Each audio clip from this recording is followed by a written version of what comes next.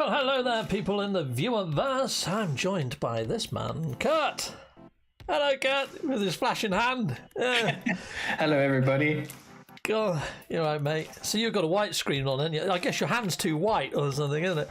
Look at that. It's racist. Oh, there you go. Oh, yeah, racist camera. There we go. That works. Kurt and his racist camera. Brilliant. Don't get that on other streams, do you? No. Awesome. You noticed his new background. It's freaking awesome. It's got little No Man's Sky ships that fly past and everything. It's awesome. There he goes. There's one. Yeah, that's cool. Got him. Oh, shit. He escaped. Yeah, like friggin' Karate Kid. You have to catch him with freaking chopsticks next time, mate. I'm going to be doing that the whole stream now. Yeah, that would go. All right, buddy. Well, just like we start normally with the old podcast, you got anything going on with the app? Is there anything that you want to make us aware of? Yeah, nothing concrete that I've been working. Well, that's available to everyone. Just stuff that we've been working on in the background. Cool. One of the things is that we're looking at getting your in-game inventory into the apps in a nice, easy to do way. Unfortunately, it'll only be for PC. The console players will be left behind yet again. A little bit like the Destiny app, how it calls to the vault and brings up your inventory there. Yeah, but with one or two extra steps, because it can't be easy, of course. And maybe in future, could you just sort of increase your inventory of a certain thing? I think we can do that. I think we'll make that phase 2. Ooh, sneaky. Awesome. So file save editing for everybody and anybody on PC, basically, essentially. Yeah. So for that to be possible, I wasn't prepared to make my own save editor, so I've partnered with NomNom Save Editor. Cool. And so he will be releasing his NomNom Save Editor, like a beta version of it, pretty soon. And then hopefully, yeah, we'll have a good integration with each other, and things won't break. That's pretty darn freaking sweet. Awesome. Cool, yeah. I better go. Is that everything from the app, is it? App side? Yeah, I'd say so. Everyone is continuing to work on the community website, so... You've got a bit of a problem with the Windows version for the 4 players that are on the Windows. Yes, it's true. The Windows app version is giving me a lot of trouble. Well, it's actually just Microsoft that's giving me a lot of trouble. Trying to sort it out with them for like the last 3 weeks. They don't like the name of the app. They don't like the images of the app. So, yeah, it's not been fun dealing with them. But for all you Windows users, you can just use the web app. And I've made the app open source. So if you do want to have a desktop version of it, there are downloads for the desktop version there for the installer and all that. And yeah, the code is visible for anyone to look at. If you have a bug you want to fix, yeah, please try. And with it being open source, you're also looking for a sponsor of some gravitas, aren't you? Yeah, that would be great. But I've enabled the sponsorship stuff on GitHub, so you can sponsor myself or the assistant for No Man's Sky organization. Yeah, check it out if you're interested. Or just hit me up on Twitter and I'll give you even more information. Sweet. So if that appeals to anybody out there in the viewerverse that's wants to help sponsor an awesome app and an awesome guy, yeah, hit him up. That'd be cool. Anyway, let's go over to the live chat. Let's see who we've got over in the live chat. So first that I can see is Assistant No Man's Sky, but you told me that Wolfie was above you. Yeah. Wolfie. Yeah, well done for being first into chat. And Assistant No Man's Sky, Paul Smolzer, James MC, Paulie 72, Gulmero Roja. That's a cool name. Beyond. And we've also got James MC, Wolfie again. Hello, Wolfie again. King Galactics, Dave Powell, Streamlabs, they're always here. King Galactics again, Jetpot Ninja, Henry of the Rices, Dark Lord Zelric, Steve Newton. Wow, we've got a load of people. Shiny red flags here as well. And Ben. Hello, Ben. Just Ben. Yeah, awesome. Awesome to see you guys all here. Okay, Paulie says, sweet, Nom Nom Editor is freaking awesome too. First I've heard of it is here. When you said Nom Nom, I was thinking more some sort of like cooking app, you know, where you're running around in the cooking kitchen. I believe NomNom was actually one of the first, but don't quote me on that, but I'll send a link in chat. Oh, cool. For their GitHub repo. Sweet. And we got Star Sailor X. Hello there, Star Sailor X. So today we're going to be talking a little bit about version 4.0. The game files haven't really changed all that much since our last podcast, but we could do a little bit of a recap on the things that you feel are going to be inside 4.0, Kurt, going by the game files, if you want to rattle those off. But I can give you a while to think about it while I go through some of my tabs if you like, because I don't want to put you on the spot too much there. Yeah.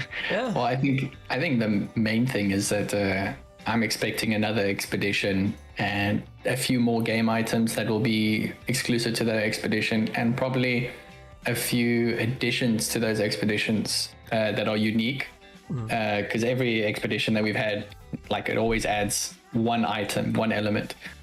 And because they keep adding that one new thing, like let's say the optional missions and stuff like that, it completely breaks the way that we read the expeditions. So I expect it'll take me a week before I can get the expedition visible in the apps once it goes live. Mm-hmm. So that's my predictions.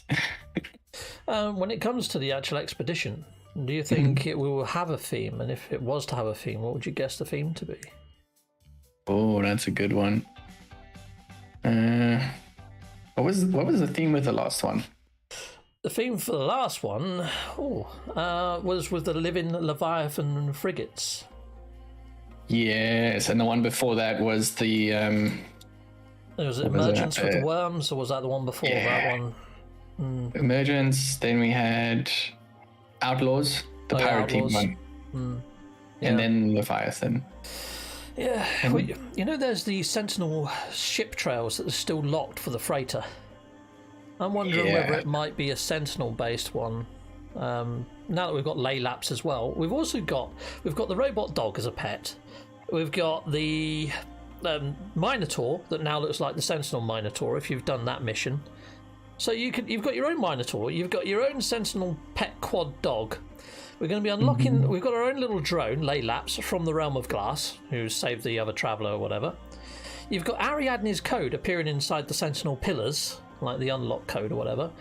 And those trails for the freighter are still locked. So I'm wondering whether they're going to give us some sort of Sentinel Expedition, or if that's going to be something part of the Quicksilver Merchant as a cosmetic. But then I would have imagined there may be two more there or something rather than just one. Yeah, it almost sounded like you were leading up to saying next we're going to get a Sentinel Walker pet, which we know could be. Is possible. It's doable. Yeah, that would be cool. If you could ride it, it'd be nice if they could take the front of the chassis off and have a little seat up there with some little joysticks. And you can fire out of it. That'd be cool, wouldn't it? Yeah, Hello Games, if you have to put in the Sentinel Walker pet, stick a chair in the dang thing. That'd be quite cool. Yeah, it'd be a little bit more like the power loader robot from Aliens, though, wouldn't it? Oh, we missed the freighter expedition. That was the last one. Yeah, well, the living frigates, yeah, that's it. So you was on board your freighter the whole time. You see, that's another thing, is a singularity drive. A singularity drive is something that you can still go over in normal mode, talk to your actual captain, and it's there, but it's grayed out. You can't use it, you can't activate it. So I'm thinking that's going to happen in 4.0. I think they're going to let us jump through black holes inside of our actual freighter. Or is the singularity drive going to do something a little different, or have the chance of doing something a little different, like with Event Horizon, where it turns everybody inside out? Not that they're going to do that to people's saves in perma, definitely not. But I'm wondering whether it's going to break that third wall and put us into the Realm of Glass at times. You know, like you get the freighter interaction. I'm wondering whether we're going to get kicked out of the black hole and end up in the in-between, a bit like where Artemis went, you know? I don't know, there's so many ways that they could put in the Realm of Glass if they wanted to.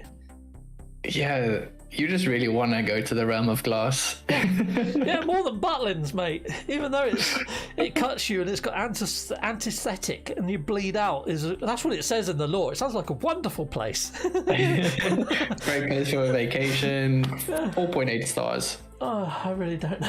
Yeah, TripAdvisor. Yeah, don't trip here. Yeah. Immediately died. Was great. Yeah. Became a player grave instantly. Yeah, great. Yeah, the last one was Polestar, says stuff. Yeah. Yeah, and Exocraft Expedition, says Dark Lord Zelric. There does need to be more emphasis on Exocraft use. It would be nice to see them used a little bit more. But then with the rocket packs being so good, you very rarely need to use an Exocraft. But then saying that, I deleted out all of my hazard protection inside my exosuit. And now when I jump down to a very extreme weld, I call down my Minotaur and go about in that. The trouble is, the Minotaurs now take damage from Sentinels and anything else that they trip over on. And they're not so OP anymore. Yeah, it makes sense. Like, you didn't want to make it too OP, but it still would have been nice to use it as a movable shelter. Yeah, definitely. Movable shelter. Yeah, invulnerable to everything. Yeah, and you also can't use your scanner when you're inside of them. So I used to find myself getting out of my exomech, scanning, locking what I wanted, getting back in my exomech, and then going there. They need a bit of tweaking to make them more user-friendly, and each Exocraft needs to have their pros and cons, you know. But yeah, that's my opinion on it. Oh, Dark Lord Zerek says VR2 is after 4.0. Yes, and this is something I was talking to Kurt to prior to this chat. So we're getting the boxed version for PS5 come out on the same date as the Switch release. Okay, so the 7th of October, they're getting the Switch box version, they're getting the PS5 box version. But why? If right after Christmas, when PSVR 2 comes out, they're going to have to put out another box version for PlayStation VR 2. Unless the PlayStation 5 boxed version is compatible with VR2 already and has all the files inside of it. Who knows? We'll have to read the back of the box when it appears on shelves, people. I'll be doing a vlog in my local game store. Yeah, no VR2 on the back of that box. That's curious, isn't it? You know, I can already predict the future. It's not going to mention it, but we'll see. It'd still be interesting to watch. Well, I'm wondering whether the PC version would have any sort of mention inside of the game files inside version 4.0 for the PlayStation VR. I mean, there has been, in the game files, you found bits for a new UI. I say you, it was Lenny, wasn't it? Yeah, it was Lenny. And it looks like there might be a new touchscreen UI coming into place, and it streamlines the catalogue and all those pages and puts it into one interface that you click into and maybe bring up submenus, which I don't know whether it's going to be there for every version or whether it's just going to be there for Switch, Mac and VR, all the touchscreen ones, you know? It would be kind of strange for them to do that, because I think everything in the game is accessible on all platforms. And if you have that screen exclusive to touchscreen devices, it means more effort. Yeah, to develop. PC players, they've got the mouse, and console players, we've got the reticle, haven't we, that we can move around. So yeah, it would work on everyone. You're right. You're definitely right. So yeah, that could be coming to every platform. So new UI is probably on the cards. Now, I did put together a list of things over on my community. Shall I bring it up quickly and do that? Yeah, let's do it. Yeah, let's do that. Let's bring that up. There you go. You're nice and big for a second. Let me just bring up my tabs. There we go. Tabs. And this is what I've put in here. So 4.0. Let me see if I can make that a bit bigger on the screen. Let's zoom in. There we go. Hopefully you can read that. So these are things that I think might make it in. So I've put in chances, like high chance, mid chance, and low chance. So a new expedition, which Kurt has already picked up on, because if they don't put out a new expedition, all of us legacy players that have pretty much done everything that's inside a game won't have nothing to actually do. So I think a new expedition is on the cards, but do I think it's going to be there as soon as the Switch version comes out? I think they're going to give the Switch people a little bit of time to get integrated before they drop the expedition. What's your thoughts on that, Kurt? It's actually an interesting point, because if the Switch version doesn't have the network activity, is it still going to be connected to the internet? Because the expeditions are now mostly online. Yeah. It can be changed to Hello Games at any point. Yeah, they do that callback to the internet all the time, don't they?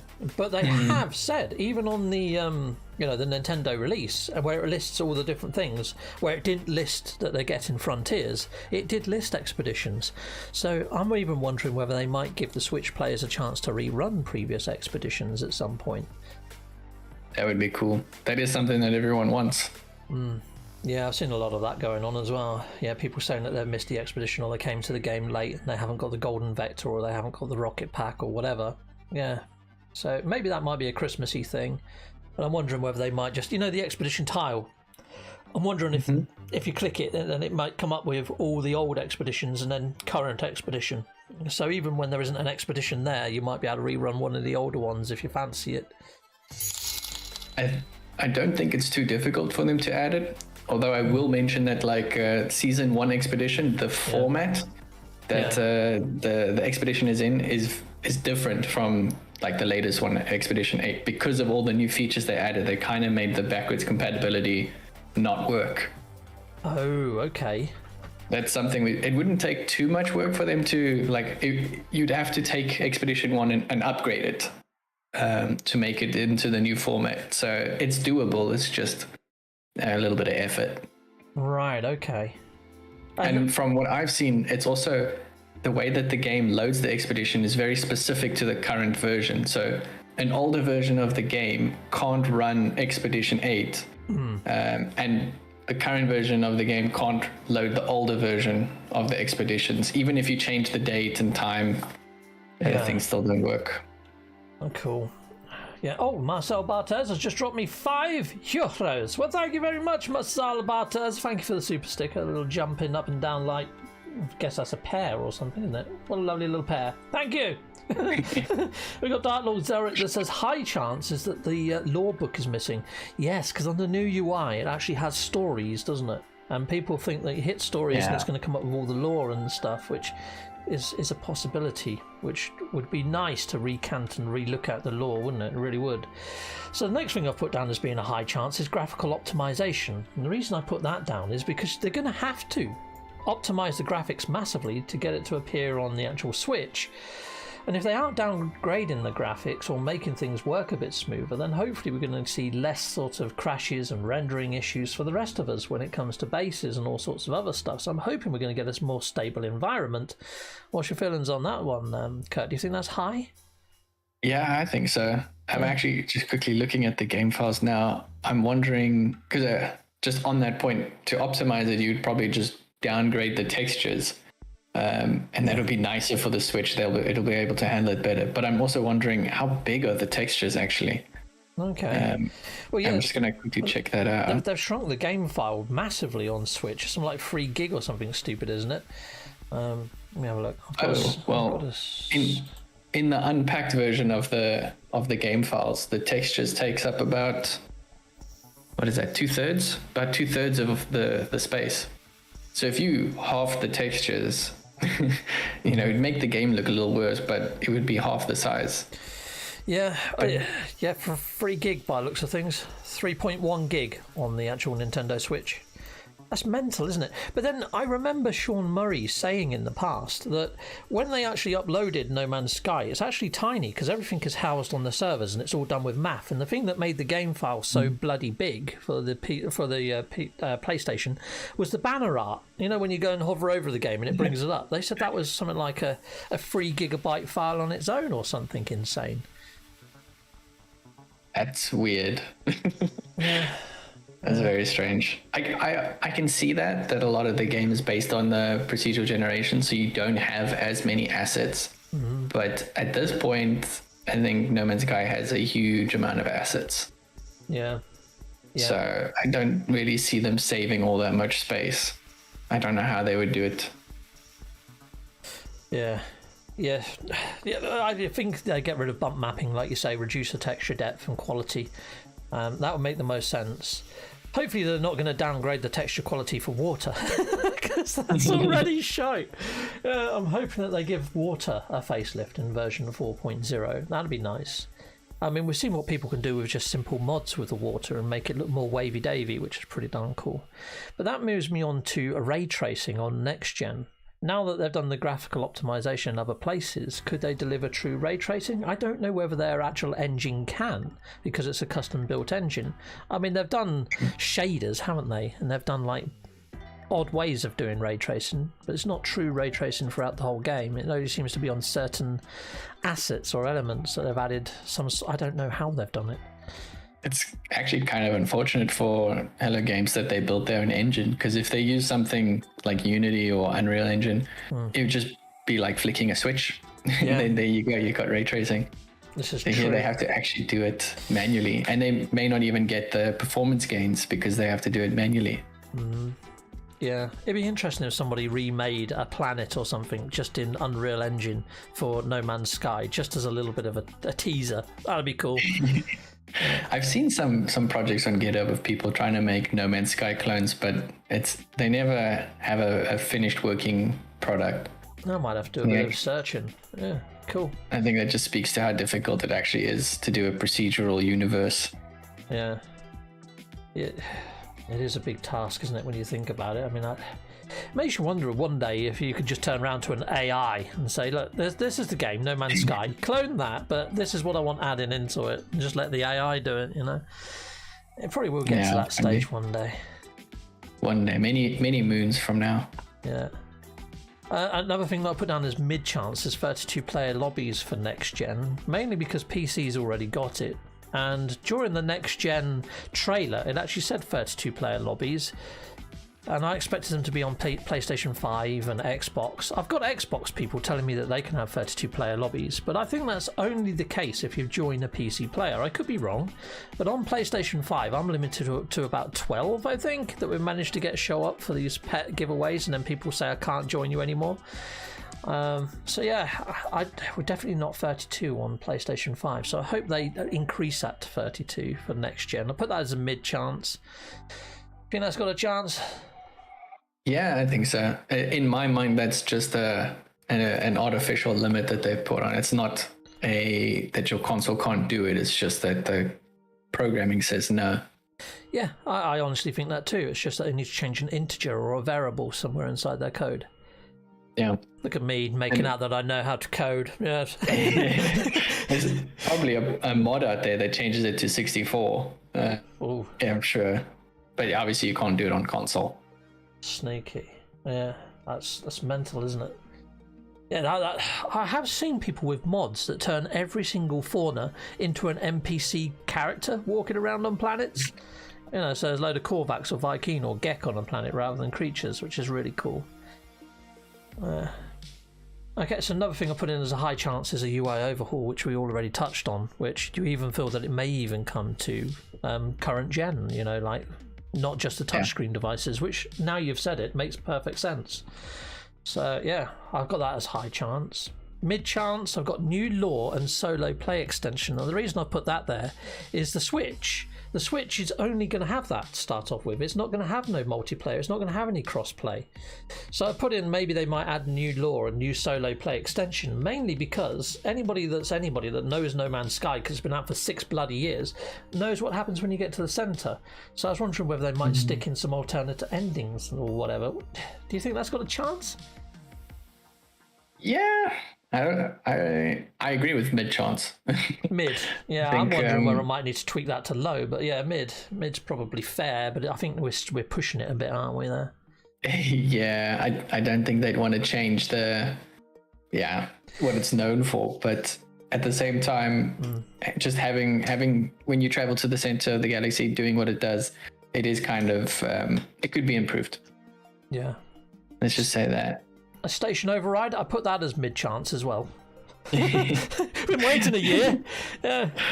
I remember the hype around the station override, and then you asking me every time there's an update if there's anything in the station override. I literally have a script that just it pulls all the language files and then just searches for the word station override. Yeah. And it stays at its I think there's 6 references in all of the language files. And it just does not change. It hasn't changed in so long. And he's not over exaggerating. Every time there's an update, I'm on freaking Twitter and I message him. Anything on the override? Yeah, I think he must anticipate it coming in from me. It's the first thing I do. I just got to check it. Brilliant. Thank you, Kurt. It is much appreciated. As well as when you update your Google Drive with all the latest images that you've found. They help with my thumbnails no end. So thank you very much, sir. It's a pleasure. Another thing I put in as a low chance is the incinerator being added, because God, that thing, it's even been remapped and everything and reprogrammed for and got haptic feedback. Have we got it? No, I don't know what the fudge is going on with that thing. So yeah, I put that as low. I can't understand it either. They've added a very cool gun that everyone wants, and then for how long has it been now? A year and a half? Yeah, something like that. They've just been like, nope, It's insane. No one added. Well, then I've done something a little bit. I've told people to go nuts on the comments and come up with their own. So let's scroll down and see what people have been putting, shall we? Now there's 29 here. I'm not going to read out all of them, but I'm going to scroll slowly so people can see all the comments. I'm just going to choose ones and read them out. I'm not going to read out all, but I will scroll slow. So Starship Earth says, I feel like the best thing we can expect is a new update to the UI. I think that's the very least of what we might get, because they said that their focus is a Switch update. Well, that's their focus, but what's on the peripheral view? If we're going by eyeballs as an analogy, I'm hoping there's some little nuggets there. It's like when we got Beyond. Beyond brought VR into realization, but it also gave us NPCs that walked around on stations. I know it's only small, but at least it was something. So there might be little somethings there, is what I'm thinking. But I don't think it's going to be massive, because I think Sean Murray has backpedaled massively on this 4.0 thing to keep everybody's expectations in check. What do you feel on that? Do you feel that's about right? Yeah, I agree. Do you maybe know when the last time was that we had a UI overhaul? Because obviously the current UI is not what we had at launch. No, well, they employed a lady, a very cool lady. I can't remember her name now. It's just slipped my mind. But they employed... Sorry? Kate something. Yes, there was a Kate something. Yes, and her speciality is UIs, and they changed it all from, I think it was like green and a weirdy sort of orangey. Yeah, that's her. Yeah, so she redone all the AI. I think she does a lot of the the expedition patches and stuff like that. I think she worked on them as well. Yeah, very awesome. Yeah. Oh, your mum's a hoe. How do you know my mother? There we go. I'm kind of It's not the same person. It's your mom. Where was that we met at the meetup? Oh yeah, who was on our quiz team? It's your mama. I don't know whether it's the same guy, but he did say he was going to change his name up. But that's a little bit close to the original one. Yeah. And he's put, I'm kind of bummed there's no content for 4.0. Hello Games has given so much already and promised much, so they're still going the GOAT in my book. So they're still the GOAT in my... Yeah, I agree. I mean, yes, they've done so much, so many updates. They've all been free. It's all added on to the experience. But there's still things that I feel that No Man's Sky hasn't delivered upon on what we hoped from the original sort of videos, like the super formula, the varied planets to the point that you don't know what's over the hill, or you're going to find alien structures pretty much everywhere and things like that. They were all in the GDC videos that they delivered before release. So I feel there's so much untapped potential there.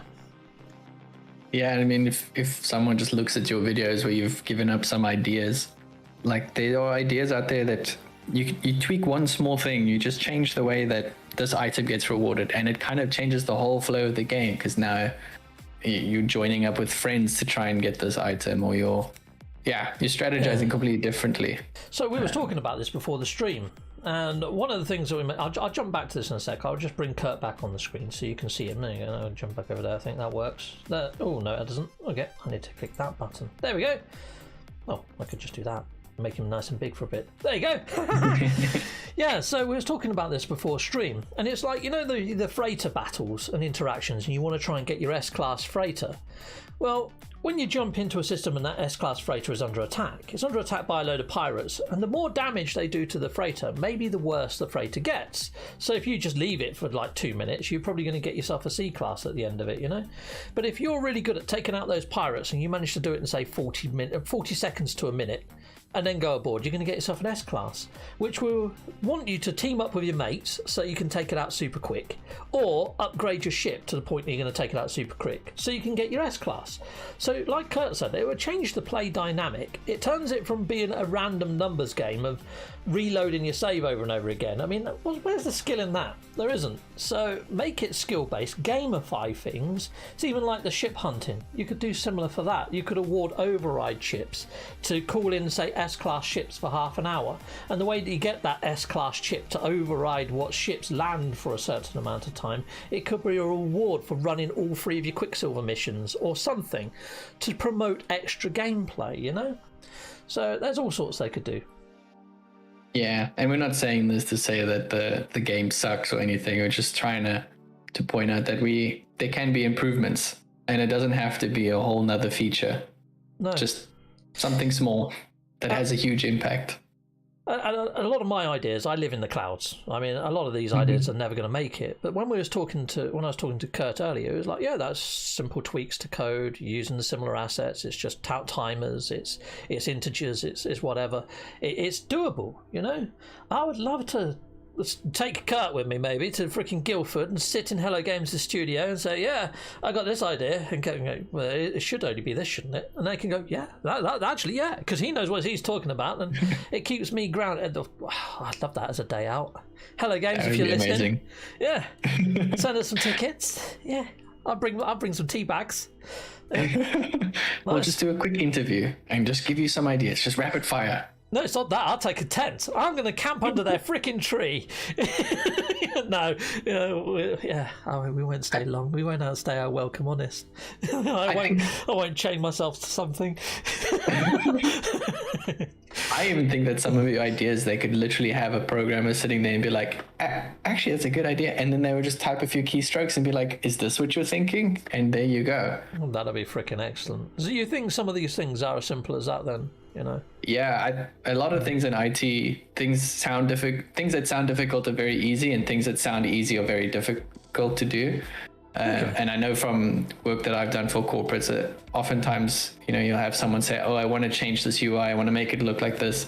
And if you know what you're doing and you've worked in it long enough, you can just quickly change things on the fly because you know the system, and that'll blow people's minds usually when it's actually not that complicated. Yeah, very true. Well, if we haven't got something to talk about on a podcast, maybe we could just go over some ideas for game improvements. I can give you my hairy fairy weird stuff, and you could tell us whether it's actually easy to do when it comes to code. Yeah, we can do that. Yeah, we're going to spitball some ideas and just chuck it over to Hello Games. Have a listen to this.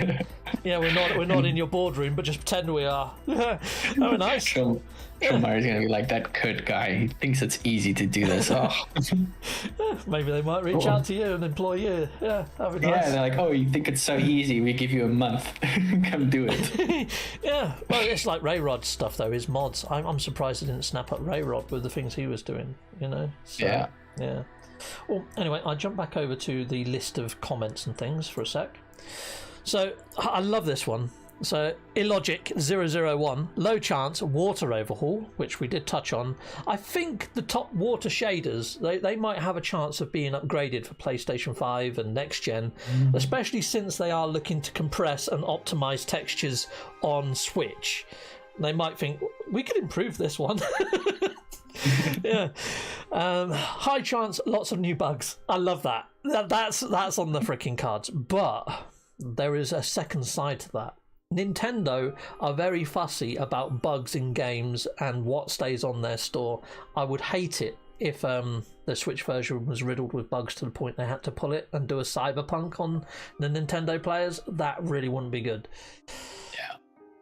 Yeah, maybe that is why Sean Murray is tempering expectations, because they're just focusing on make it as bug-free as possible. And that could be why the whole team's on it, because I found that weird, him saying that they've moved the whole team on making this mini miracle happen. And that could be why.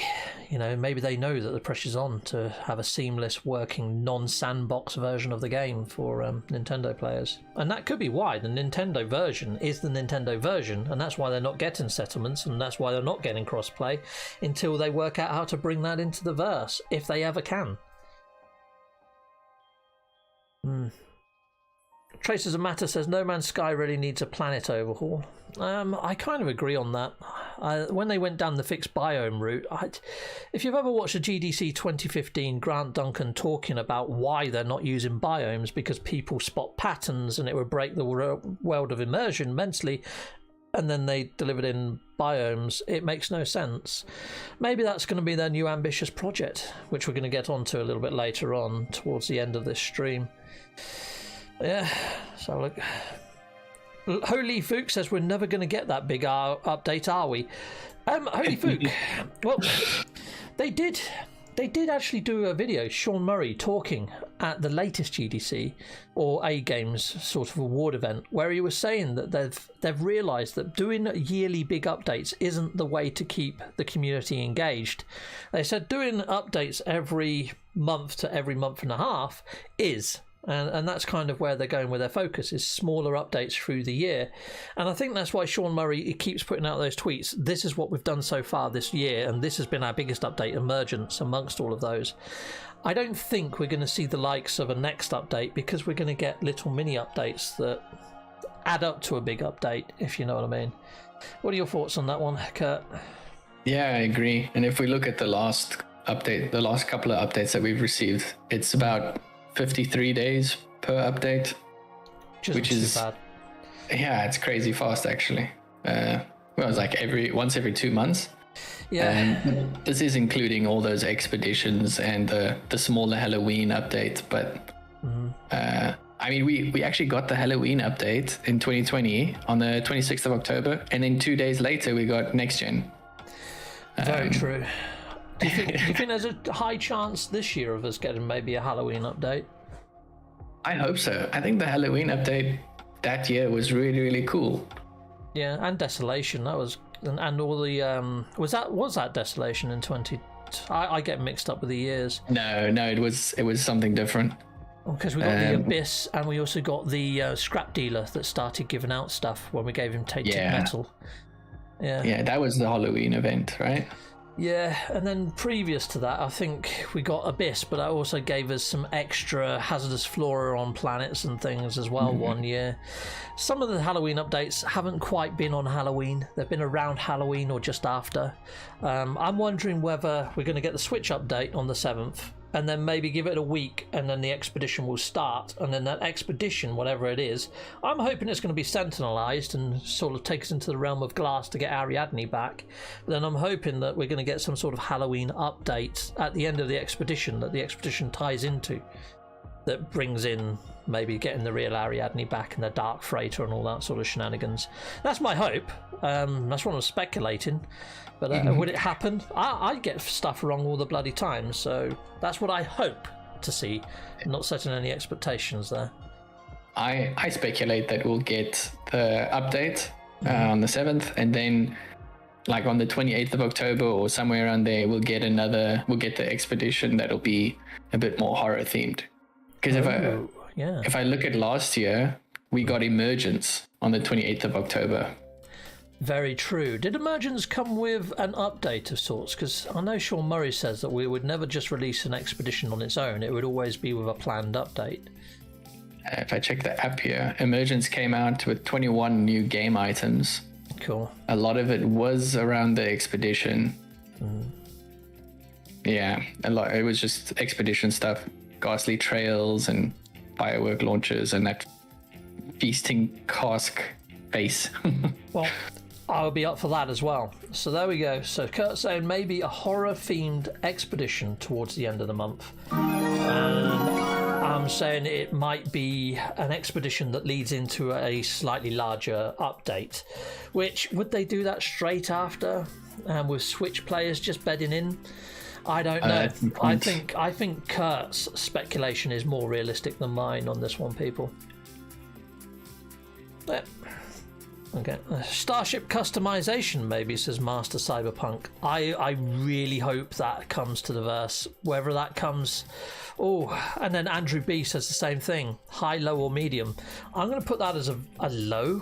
I don't think we're going to get ship customization for a while, if ever. Yeah, I don't think so either. It's got 6 replies. Let's see what other people think. Very, very low is what I put. But I sort of think it should be, and some, agreed, low. I think the closest we could get to Starship customization is literally a button that just says shuffle. It just shuffles the colors, and you just keep clicking it until you find a color that you like, and if you accidentally click one too far, then you just got to keep going until it comes back. Well, I was hoping that they might introduce shaders for ships, so at least you could turn any ship golden, like the Golden Vector, or maybe get some sort of I don't know, a Viking colour scheme or a Gek colour scheme or a Korvax one, or one to match your capes or something, you know? That would be cool. Yeah, a bit like in Destiny with the ship shaders and that. And last one, Ray Mill Nursk says E3 Diplo. Fudging heck yes, that'd be nice. That'd be awesome. Right, let's jump back over to the old Discord. There we go. There's good old Kurt. So you got anything else to add, Mr. Kurt? No. I've just been responding to some people in the chat, and I like this one from a Shiny Red Flag. How much horror can we expect for a rated 7-year-old plus game? And I think that means we're going to get a collaboration with something like Mortuary Assistant. You got to go dissect a Gek, and there's a demon in the room. Oh dear. Well, to be honest, it came when it came out for PlayStation VR, because VR is only rated for people over the age of 12 anyway. I was a bit surprised that they didn't just up the whole game rating to 12 and do a few more things. I mean, when you shoot those little aliens by the the ones that come out of the eggs, they explode into green pus and legs and arms go everywhere anyway. Now, as long as they don't make anything looking too humanoid and it stays alien, they don't add red and it's just green when it explodes, they can get away with quite a lot under the current PEGI 7. So I'd like to hope maybe, like you see the ghosts of travellers on stations. Well, the travellers are all very alien looking anyway, and technically they're already dead, so we'll probably be doing them a favour if we blast them into oblivion. And like you get the trails where you've got all the triangles that come out, the glitch separator. Maybe when you blow them up, they just turn into a load of triangles or zeros and ones, like the antivirus cleansing the system, That could work. There's ways and means that they could go about adding in a new enemy race and make it fine for a PEGI 7. Yeah, I agree. Although, those age rating stuff is pretty tough. If you're in violation of those things, it's a bit of a pain. Oh, okay. A bit of like your old Microsoft shenanigans. Yeah. Well, have I told you the story of how I had to fight with Apple to get my app to have a rating of everyone and not 17 plus? What? 17 plus for your app?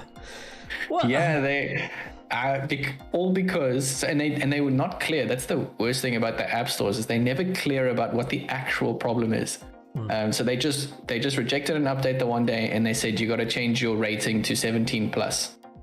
And then after a bit of Googling for the little error code that they give, it turns out it's because I had a link to my Twitter. Yeah. And Twitter is supposed to be a 17 plus kind of thing. Yeah. But the real problem was when you click the link, it didn't open in Safari.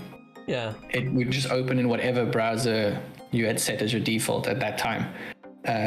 And because of that, there was no age restrictions that could be placed on the browser level. So a parent could give a phone to a child and say, this is now locked to, 12 years old. And when that kid clicks on my Twitter link, they get a completely separate browser that they could then navigate to anywhere. And that was the problem. So after a bit of back and forth, figured out how to do it to open it in a safe mode Safari browser, and then I could have my 3+ rating back. Wow, that sucks. Yeah. I've only ever made one game and I put it on the App Store, but it's not there anymore because I couldn't make it 64-bit from 32. It was called Fu King Run. You controlled a little guy called King Fu, and you had to get him through a maze. It was there a few years ago. A few people must have seen it inside the verse. I remember downloading it. Yeah? Oh, okay, cool. Yeah. I remember you mentioning it to me, and then I went and had a look at it. Yeah, it was crap, wasn't it? But it was a bit of fun. But yeah, I had trouble with that because of its name. Because it had a connotation in it, Yeah. I did. I just went with whatever they assessed it as. Didn't care. I just wanted to prove to my nephew that I could make a game and put it on the App Store if I wanted to. I just showed him how easy it was and made it like within a weekend. Nice. Yeah, fun times. Anyway, where were we? Oh yeah, I've got more tabs to go through. I've got more tabs. Let's just jump back over to tabs. So the Nintendo Switch version, it's 3.1 gig. It's $39.99. They're charging full price for a game that's been out for 6 years on other platforms. Now, all I'm thinking is that's quite a narrow banding of people. Most people that I know that own a Nintendo Switch either own a PC or they're a gamer on another console or platform. They've usually got Switch for playing on a train or a plane or something, on the go. So my feeling is this is... Yeah, $39.99 for somebody that's never touched No Man's Sky is great, but for everybody else it's quite narrow unless they do something more inside of the game. So I'm wondering whether there might be extra bits inside of 4.0 that Hello Games aren't divulging at the moment. We might be in for a surprise, but then I don't want to raise expectations. What's your feeling on that $39.99 price tag and content, Kurt? I'm not sure. I know No Man's Sky has gotten a lot of flack over the last couple of years for charging AAA price for an indie game that people keep calling it that. But at this point, I think they could charge whatever they want. I mean, there's so much content in the game now compared to release that $39.99 sounds pretty good to me, actually. Okay. All right, that's a fair assessment, I suppose. So I feel that it's not worth that much because of the amount of time it's been out on other platforms and people might have played the heck out of it already. But then Kurt's quite right. If you're coming into this game and you've never played it before and you're picking up for the first time, there's definitely £39.99 worth of gameplay in there. I mean, I've got freaking thousands of hours in it. So yeah, I have to agree. Sorely again. Yeah, you're outstripping me on these things, Mr. Kurt. Yeah, I bow to your... It's like I say, I live in the clouds half the time. It's nice to have a more grounded... I'm okay to backpedal and say when I'm wrong, and I think $39.99 sounds fine then, but at the same time I'm still thinking there needs to be something a little extra in there for that, but then that's just me. Yeah, it does kind of point to that as well. It is kind of... as games get older, the prices do go down, but maybe the updates, because of the updates and how frequent they are, maybe there's enough reason to keep it at a AAA price. Well, I'd say yes, if you could play with your mates. I mean, even if you could hook up with local LAN play on your Switch to another Switch player, because half the enjoyment, well, now that I've completed all the solo play, the only thing that keeps me going back is playing the weekend missions with my mates or building a base that I can share with friends. But on Switch, I'm not going to be able to do that. At least I don't think they are. I mean, if they build a base, is there still going to be the access to the base server for other players? Can they still visit other people's bases? I need to see the patch notes for this before I can say whether it is worth that $39.99, because I think it's only worth that if the multiplayer functionality works. Yeah, I mean, multiplayer is a lot of content. Yeah, there's about 40 hours of gameplay inside of the actual story, though, isn't there? So when you look at £1 per hour, that's still okay to a degree. But I don't know. I just think that people that are paying $39.99 on other platforms are getting a bigger game at the same price. Yeah. Well, actually, how much do Nintendo games usually cost? Do Nintendo charge extra? Let's have a look. Oh, well, let's go for Mario. It wouldn't be too surprising. Let's just type in Mario. I don't know games for Switch. I don't own one. Let's see what comes back. Well, that's working fast. Legend of Zelda would be a good one. Yeah, I was thinking of Mario World. Is there one way you can make your own levels or something? Okay, so Mario Kart 8 Deluxe is £22.49. Mario Party Superstars is $49.99. So yeah, it's a tenner cheaper than Mario Party, but it's a tenner more expensive than Mario Kart Deluxe. Okay. Difficult to compare those, but maybe there is something like a Nintendo markup. There is Starlink Battle for Atlas, which is about the closest. Okay. Why isn't that? That's a good phrasing. Switch tax. Switch tax. Yeah, that's pretty much what it is, isn't it? Yeah. People are saying that in the chat. Starlink Battle for Atlas. It's definitely out on Switch because it's one of the things. Oh, it's £12.59 right now, down from $69.99. Who are you trying to con? 69 Switch tax and a half. Yeah. Maximum Switch tax, please. What the fudge? Have they actually got games that are 70 quid on the Switch? You can stick that where the sun don't shine. I tell you, matey. Yeah, it's craziness. Oh, Midnight Wild Spirit's got a good one. Pokemon. Try the Pokemon games. Pokemon, yeah, that's where they get all their cash grabbing from, isn't it? 50 quid a shot on any Pokemon game by the looks of things. Okay. Yeah. Wow. Okay, well there we are, people. That's that answered. Super Smash Brothers Ultimate, 60 quid. Yeah, that's a bit crazy, isn't it? What about PS5 tax? Good point, Ben. Good point.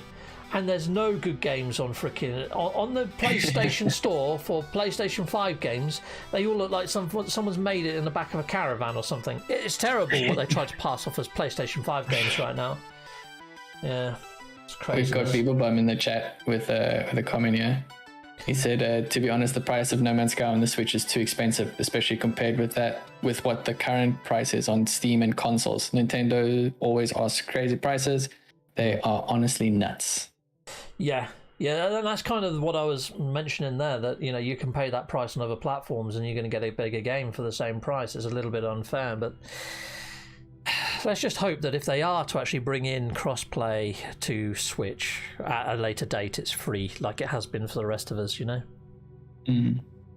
So yeah, something that Sean Murray tweeted out a little while ago. It's lovely to hear that people are starting to say they don't know what else I'd add to No Man's Sky, but our list is still pretty long and increasingly weird. Now that was back in May of this year, on 25th, that Sean Murray said that, and then they delivered in Leviathans and the Living Frigates. Do you think that's what they meant by that, Kurt, or do you think that they've got even more stuff on the shelf to come into the verse that's weird? I think it probably was that, because at that point that would have been what they were busy with the whole time. But yeah, I hope that they've got even wackier things. Yeah, that's not too wild yet. We can come up with crazier ideas. This is true, and maybe we can do that in a future podcast when we haven't got anything else to talk about. Yeah, I like it. Cool. Sweet. Now, what else we got? And Procedural Traveller has pointed out that there is a Steam bundle which contains No Man's Sky, The Last Campfire, Joe Danger 2 the movie, Dojo Danger, and Joe Danger 2 Undead Movie Pack. So there's a bundle that's going to come out for Steam at some stage. Whether that comes to other platforms, maybe even to Switch, it'd be nice to have Last Campfire. Last Campfire's already on the Switch, isn't it? I want to say yes. Last Campfire, I'm fairly sure it is. Let's have a quick look, see. Yeah, and it's £13.49. So yeah, maybe they might bring Joe Danger on there. No, they've got Joe Jump, but there's no Joe Danger. Maybe they might be looking to bring Joe Danger to Switch at some stage. Maybe they're waiting for that to happen and then bring it out as a bundle for everything. That'd be cool. That'd be nice. But then I'm wondering whether they're going to do that sort of thing when they bring out their new project. I mean, they were talking about this new ambitious project quite many years ago, wasn't it? It was a fair few years. I think it was 2020 that they first mentioned that they're working on a new project. It's 2 years in. I'm hoping that 2023 is going to be the year that we hear what the actual IP is going to be from Hello Games. What do you think, Kurt? I think they might just keep it secret right up until the point that they release it. Going by what happened with No Man's Sky. Yeah, it's a completely avoidable hype. Which is a shame, but understandable. See, there's a part of me that thinks that No Man's Sky has been a test bed for everything that they might want to put into this new ambitious title. And the fact that they've gone out of their way to get it to appear on Switch and previous gen and next gen makes me wonder whether their new ambitious project is going to be ambitious in the way that they're going to try and get it on multi-platforms from the word go. But we'll see. I mean, they also say it's not No Man's Sky 2 because they don't want to do sequels, but just looking at that bundle pack, you've got how many Joe Dangers in the bundle pack? You've got 3 of them. So I don't know. Well, I guess watch this space and we'll see what happens. Just looking at some of the images that Procedural Travelers put out there. These were all created with an AI package or something. Yes. Yeah, apparently. I've been receiving a few of those in my Discord as well. Very cool, aren't they? Yeah, amazing what the AI can draw. Well, it makes you wonder if AI ever does make video games, where it's going to be putting some people out of business because they look freaking amazing. Yeah. I mean, you've got GitHub Copilot that's already doing amazing things in automating code. Okay. You can, well, it's at the point where you can write a comment and you can be like, a function that does X, Y, Z, and it'll just complete the code for you. And it's pretty good at picking up context from the rest of the code in your project, but yeah, could take our jobs away. It could, couldn't it, to be fair? I'm just going to jump over to YouTube and see if Zane is about to go live with his live stream, because he usually goes live on a Sunday. Zane's World. And hopefully we can raid him. Zane's World, 6 o'clock, so it's a little way away yet, but I get the link. Beaverbum mentioned that he thinks by the end of the year that we might hear some news about the new project.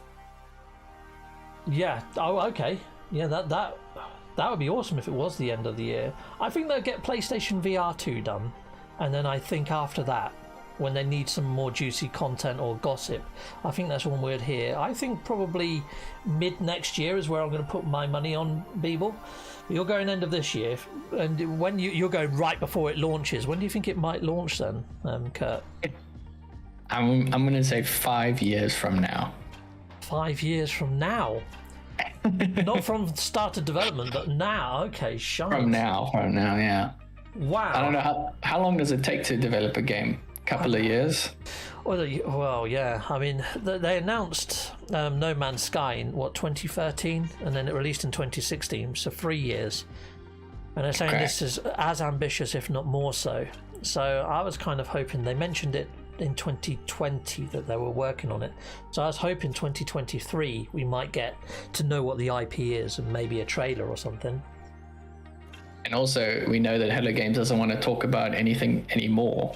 True. Before it's ready, so maybe it is like right on the edge of being released. If I had to say when the release date is, I'd probably say 2025. I think they'd want it to be next gen only. But then why do all this work to getting other things working on blinking Switch and I don't know. But then again, Switch 2 is on the cards, isn't it, soon? I don't know about that. I'm sure I saw a news article to say Switch 2 was coming. Let's Nintendo Switch 2. I'm sure I saw a story pop up. The new Nintendo Switch 2, everything we know so far. This was on Tom's Guide. I'm sure I saw something like this appear. And that was only 2 days ago. Yeah, I saw it. You know, on your phone, you get it come up with the news pages. I think something like this came up on another news page. But apparently, yeah, there's Nintendo Switch 2 sort of being rumoured or to be coming soon or whatever. Okay. Yeah. March 2023 is what they're saying. Or maybe 2024 for a full-on release. Yeah. Okay. I hate freaking pop-ups and cookies. Do you want to accept these? Do you want to accept those? And you never know what you're signing your life away to when you're reading these articles this day and age, do you? It's fucking annoying. Well, I mean, if you go to Africa or a non-European country, you don't get as many cookie notices. Okay. That's one benefit. You don't have GDPR, so you don't have to abide by the cookie policies. So you're seeing a lot more of that now in the Netherlands, I take it?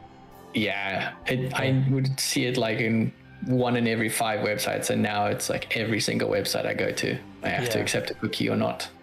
It really does suck, doesn't it? It really does. Yeah. Plop says, I hope it's another space game. If not, I hope they stay working on No Man's Sky, the same way Minecraft still gets a lot of content. I kind of agree. I mean, what's more ambitious than a giant freaking procedural universe? I can't think of anything more ambitious, to be fair, unless it's terraforming one yourself or something and player-driven content to the nines. But who knows? That is kind of the way that games are going these days, I feel. By prioritizing player-created content, your game lives forever. Yeah, like Dreams. Yeah, that's pretty cool. I tried picking that up. I played it for about 2 days trying to make my own stuff in it, and I wasn't very good at it. Might have to relook at it in PlayStation VR 2 if they get a VR 2 version. That'd be cool. Yeah. Anyway, I don't really have much else to add. Has there been anything else in the comments that you want to touch on at all? Not off the top of my head. No, well in that case... Mostly in agreement with us. Cool. I'll just jump over to my own stream quickly, and I'll put a link to Zane's stream inside of the actual video itself. Let's just mute that for a second. Wasn't quick enough. And Dark Lord Zarek said microverse, which made me think of like an NMS metaverse. Yeah.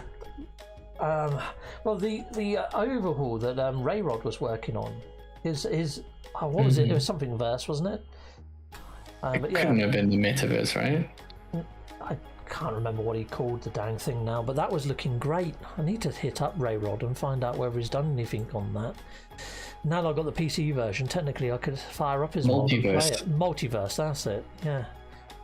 Yeah. I've seen he has been talking in the No Man's Sky modding Discord, showing some sneak peeks of stuff, but I'd like to see him release it. Well, I don't know whether if you see him live and online, I don't know whether you want to reach out to him and ask him if he wants to come on the podcast and share some latest details with us all. That'd be great if we can get him on 1 week. Yeah, I can ask. Yeah, cool. Yeah, if you can get him to commit to a Sunday around this sort of time, just let us know what Sunday, and I'd hit up a stream. That'd be awesome to talk to him. Yeah, I get some. Yeah, just hear what he has to think about the game. I know I saw a little bit of his interview with Cobra. Yeah, be nice to hear his thoughts. Oh, was that on Twitter? I mean, not Twitter, Twitch. Yes, Twitch. And that was only recently, wasn't it? I saw it pop up that Cobra was going to be doing something, and then I missed it because I'm not really into Twitch. Was it any good? Yeah, it was pretty good. I caught the end of it. I see Rayrod has also been posting to YouTube. Yeah, he's shown some proof of concept stuff. I think it was the one with changing the colors in the universe. Let's jump over. I might be mixing that up. YouTube and Rayrod. So let's see if we can find some of his stuff. The main thing that I took away from Rayrod's interview with Cobra was that the No Man's Sky game engine has the capabilities to do so much more than what it's currently doing. And that he was a little disappointed in that, Hello Games could be doing more with it. And that's what his project does, is kind of unlocks what the engine can do. Okay. Yeah, he has done some wondrous stuff, but I haven't, to be honest, I haven't been keeping up with his videos. And he's done a fair few in the last 2 weeks, which means that he's back on it again, because then before that it was like a month ago, then 3 months ago. So it looks like he's picking it back up again. I know that he kind of goes away, comes back, goes away, comes back, doesn't he? So. Yeah, I also think this kind of development is very difficult because it's not your own game, it's not your own studio that you can use. You kind of have to hook into what exists, and I don't think it's easy. Okay, I don't know. That's my stepson. I don't know what he wanted, but I'll go find out in a bit. Cool. But yeah, so that's pretty much everything that we've done, isn't it? How do we get the mod? How do you get the mod? You have to be a Patreon supporter of Rayrod's, and you have to be on PC, and a PC good enough to run No Man's Sky. And then once you're actually backing him on Patreon, you should get access to the latest mod files. I actually think his system requirements are lower than the base game because he's done a lot of optimizations. Oh, there you go. That's something I didn't know. Yeah, so hit up Rayrod over on Patreon. You can find links to his Patreon, I think, from most of his videos or from his About page, and take it from there. But yeah, if we can get him on to talk on show, he might be able to tell us exactly what you get inside of that mod pack, what works, what doesn't, before you actually commit. But yeah, hopefully we can arrange that for a future show. But until then, I think that's pretty much everything, isn't it now, Kurt? Yeah, I got nothing else. Cool. Well, there you go, people. That's everything that we think might be in version 4.0 and everything that we're planning in future and all that sort of shenanigans. Hope you enjoyed the show and enjoy the rest of your weekend. Yeah, great talking to you all, and you, especially you, Captain. You too, Kurt, as always. It's been fun. Bye, all. Bye-bye. I'm trying to find my buttons. Here we go. I'll just keep waving.